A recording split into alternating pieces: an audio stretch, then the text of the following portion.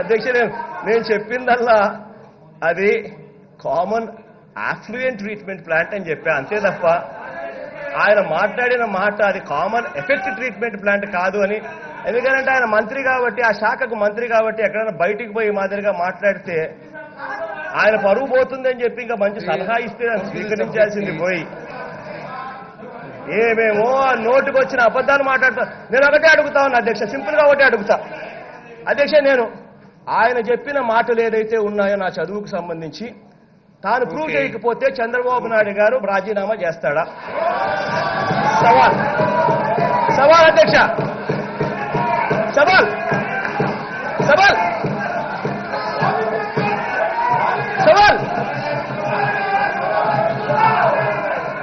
నాకు చంద్రబాబు నాయుడు గారికి ప్రూవ్ చేయించుకో. అధికారం నీ చేతుల్లో ఉంది కదా, అధికారం నీ చేతుల్లోనే ఉంది కదా, ప్రూవ్ చేసుకో.